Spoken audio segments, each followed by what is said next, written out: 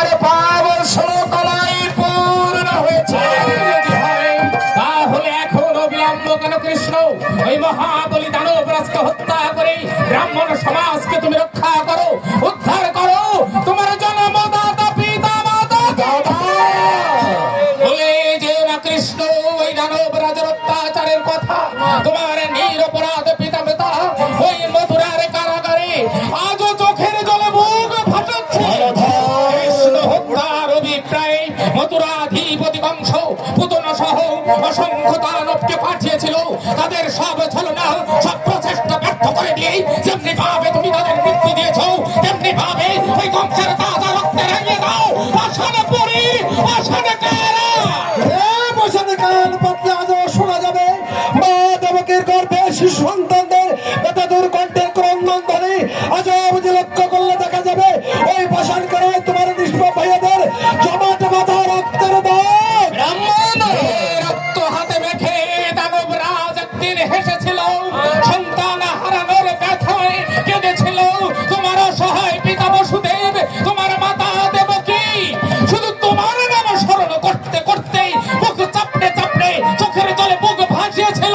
তুমি তার যোগ্য প্রতিশোধ নাও। প্রতিশোধ ঠাকুর, প্রতিশোধ। তুমি যদি আজ প্রতিশোধ না নাও তাহলে যুগ যুগ ধরে এই কংসের কারাগার কাঁপবে তোমার জন্মদাতা পিতা, তোমার গর্ভধারিণী মাতা। তুমি যদি পাপীকে শাস্তি না দাও তাহলে বিলীন হয়ে যাবে ধর্মের অস্তিত্ব। তুমি এসো ঠাকুর, তুমি এসো। কংসের অত্যাচারে পীড়িত বসুন্ধরা, ওগো ঠাকুর, ওই পাপাচারে দুরাচারে কংস বধ করে তুমি প্রমাণ করে দাও তুমি দুষ্টের দমন কর্তা, সৃষ্টির পালন কর্তা। তুমি জগৎ পূজ্য নারায়ণ, তুমি জগৎ পূজ্য নারায়ণ। জাগো জাগো দুষ্টের দমনকারী, শিষ্টের পালন কর্তা, শঙ্খ চক্র গদা পদ্মধারী নারায়ণ তুমি জাগো। আর তোমাকে নিশ্চল হয়ে বসে থাকলে চলবে না। তোমার অপেক্ষায় দিন গুনছে, তোমার পিতা মাতা তোমার অপেক্ষায় প্রহর গুনছে। হাজার হাজার কৃষ্ণ ভক্ত, তাদের উদ্ধার করা যে তোমার কর্তব্য। কর্তব্যের আহ্বানে সাড়া দিতে তোমাকে যেতে হবে মথুরায়। মথুরায় আমি তোদের যেতে দেব না। মা, আমি তোর মা, তাই তো আমি দুঃসংবাদ শোনার সঙ্গে সঙ্গে আমি উল্কার মতো ছুটে এসেছি। দুঃসংবাদ? দুঃসংবাদ। আতুল কংস তোমাদের নিমন্ত্রণ পাঠিয়েছে। কিসের নিমন্ত্রণ মা? যজ্ঞের নিমন্ত্রণ। মন্ত্রী অক্ষর এসেছে। আমি তাই তোদের বলতে এসেছি, এই নিমন্ত্রণটা ফিরিয়ে দে। ফিরিয়ে দেব? কৃষ্ণ, ওই নিমন্ত্রণ তুমি ফিরিয়ে দিও না। ওই নিমন্ত্রণে অংশগ্রহণ করে দাম্ভিকের দ্বন্দ্ব চূর্ণ করে দিয়ে তুমি প্রমাণ করে দাও এ বিশ্বের শ্রেষ্ঠ বীর তুমি। দাদা আমি? হ্যাঁ তুমি, তুমিই পারবে ওই নরঘাতক জল্লাদকে দণ্ড দিতে। মুক্তির মহালগ্ন কংসরাজের সভাকত, তার ওই ধনুর্যজ্ঞের চক্রান্ত ব্যর্থ করে দিয়ে উদ্ধার করো তোমার অসহায় পিতা মাতাকে। ঠিক বলেছ দাদা, তুমি ঠিক বলেছ। আমি আর চুপ করে বসে থাকবো না। যে দুরাচারী কংস আমার জন্মদাতা পিতা মাতাকে কারাগারে বন্দী করে কাঁদিয়েছে, যে দুরাচারী কংস আমার শত শত কৃষ্ণ ভক্তদের চোখের জলে বুক ভাসিয়েছে, সেই দুরাচারী কংসের অবসান ঘটাতে আমি চললাম মথুরায়। ওরে না রে না, এই সব কর্ম তুই পরিত্যাগ কর বাবা। ওখানে যে তোর মৃত্যু মহামন্ত্রী অক্ষরের আগমন বার্তার শুনে সকল বৃন্দাবনবাসীদের কান্নায় ভেঙে পড়েছে বাবা। না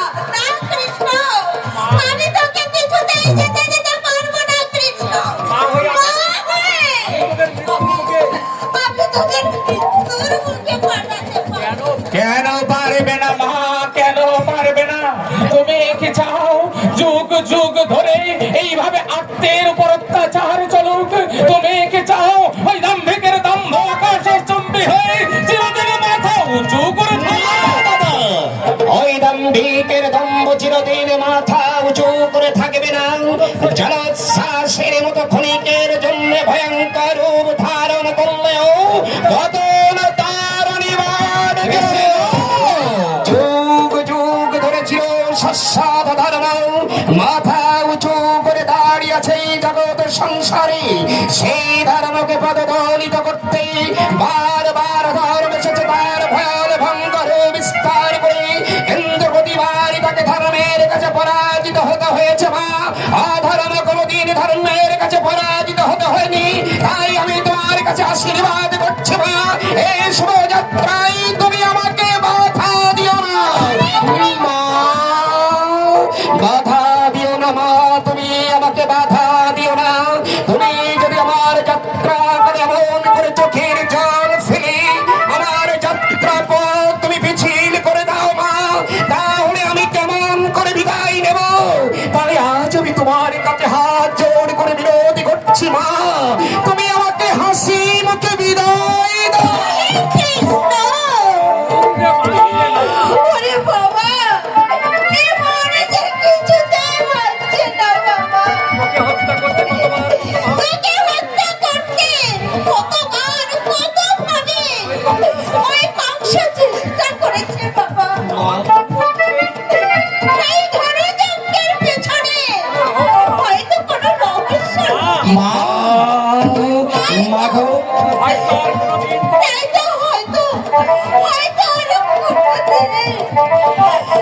আমি তোকে ফিরে পাবো না বাবা। এমন করে আমাকে কাঁদে, তুই এই মুখটা শূন্য করে দে। চলে যাস না বাবা, চলে যাস মা, মা গো, এই দুর্বলতা তোমার সাজে না। যে দুরাচারী কংস আমার জন্মদাতা পিতা মাতাকে কারাগারে বন্দী করে কাঁদিয়েছে, যে দুরাচারী কংস আমার শত শত কৃষ্ণ ভক্তদের চোখের জলে বুক ভাসিয়েছে, আমি তাদের কান্না শুনতে পেয়েছি।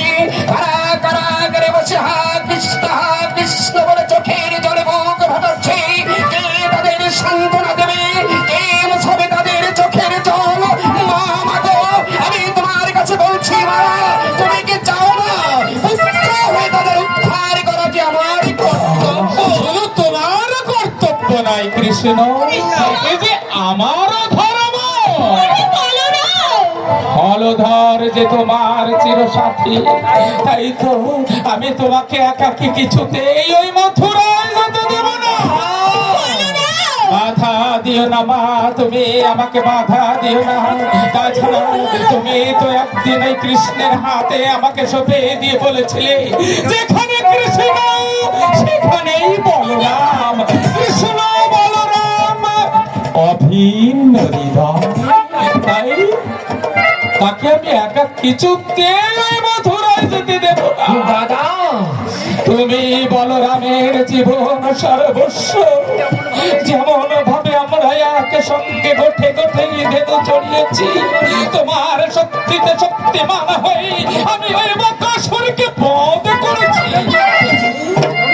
ধনুর্যজ্ঞ অনুষ্ঠানে কংসের দম্ভ চূর্ণ করতে আমি যাব তোমার দেহ রক্ষী হয়ে।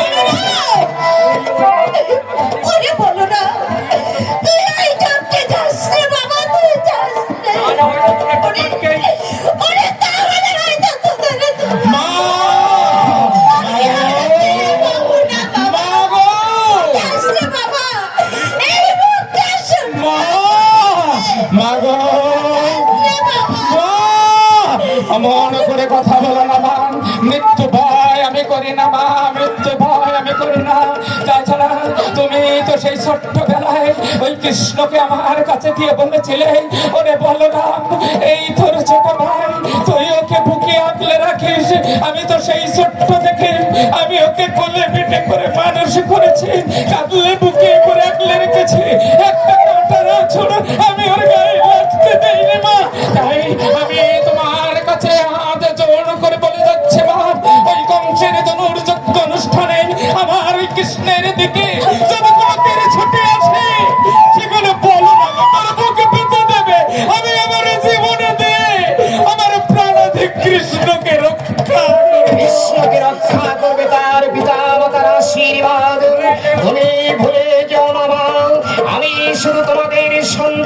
নই, আমি যে বিশ্ববাসীর সন্তান। এই বিশ্ব সংসার আমার পিতা মাতা ত্যাবর্জন, তাই তো কংসের ধনুর যজ্ঞকে সাড়া দিতে, আমার পিতা মাতার চোখের জল মোছাতে আমি চললাম মথুরা।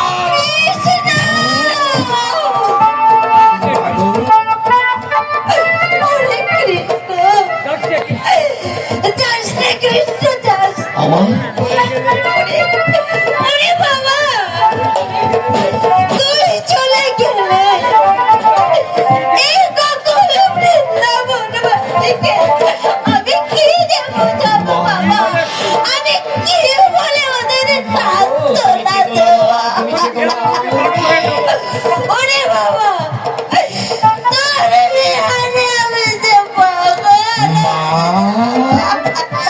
অমন করে তুমি কেঁদো না মা, অমন করে তুমি কেঁদো না। অমা, তুমি তোমাকে কি বলে সান্ত্বনা দেবে? মা গো, ভালোই তো হলো মা, ভালোই তো হলো। আমাদের জন্য, আমাদের দুটি ভাইয়ের জন্য তোমাকে তো ওই ব্রজবাসীর কাছে আমার কটু কথা শুনতে হয়নি। কিন্তু আমরা দুটি ভাই যখন চলে যাব, কাল থেকে কেউ তো তোমার কাছে আর কোনো নালিশ নিয়ে আসবে না, কেউ এসে বলবে না আমার যশোদা তোমাদের কৃষ্ণ বলরাম আমাদের গায়ে ঢিল ছুঁড়েছে, কেউ বলবে না তোমার বলাই কানাই আমাদের দধি চুরি করে গোপীরা আর কখনো বলবে না যশোদা মা তোমার গোপাল আমাদের নদীর ভাড় ভেঙে দিয়েছে। মা, তোমার গোপালকে আর কোনোদিন দড়ি দিয়ে বাঁধতে হবে না মা। আমি চলে যাচ্ছি মা, হয়তো তোমার সাথে আমার আর কোনোদিন দেখা হবে না মা। তাই যাওয়ার বেলায় তুমি আমাকে হাসি মুখে বিদায় দাও।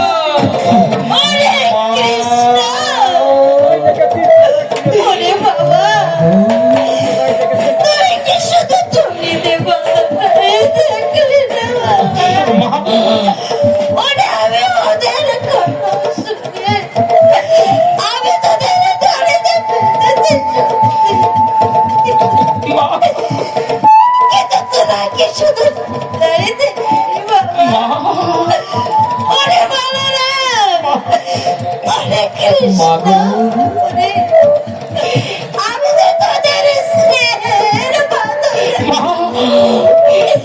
এটা তুই বুঝলি না বাবা। ওরে কৃষ্ণ, তুই কোথায় শুনেছিস, কোথায় দেখেছিস সন্তানদের মা হাসি মুখে বিদায় দিতে পারে না রে বাবা, পারে না।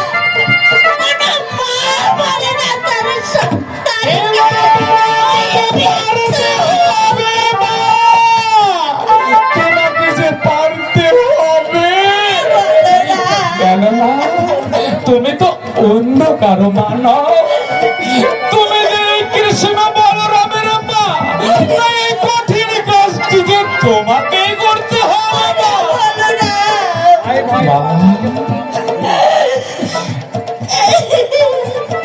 কৃষ্ণ দাদা, এসো কৃষ্ণ, এসো ভাই, মায়েরকে প্রণাম করে আমরা শুভ যাত্রা করি। যাবার বেলায় বলি ও মা, মা গো তুমি চোখের জল ফেলো না মা, তুমি চোখের জল ফেলো না। তুমি কি বুঝতে পারছো না মা, তোমার মতো ওই কংসের কারাগারে আমাদের মা আর মা দেব কিসের যে চোখের জল, চোখের জল ফেলছে আর তার গোপালের জন্য অপেক্ষা করছে, কবে তার গোপাল এসে তাকে ওই কারাগার থেকে মুক্ত করবে। তাই বলছি মা, এক মায়ের চোখের জল মোছাতে তোমাকে যে হাসি মুখে বিদায় দিতে হবে। এসো ভাই, আমরা মার কাছ থেকে বিদায় নিই। ওগো, ওগো ব্রজবাসী, ওগো আমার মায়েরা, আমরা দুটি ভাই চলে গেলে আমার মা যশোদা হয়তো তোমাদের ধরে ধরে ঘুরবে, কোথায় আমার বলাই, কোথায় আমার কানাই বলে তোমাদের কাছে যাবে। আমার মাকে তোমাদের কাছে রেখে গেলাম, তোমরা তাকে একটু দেখো, দেখো আমার মা যেন কাঁদবে না, আমার মা যেন কাঁদবে না।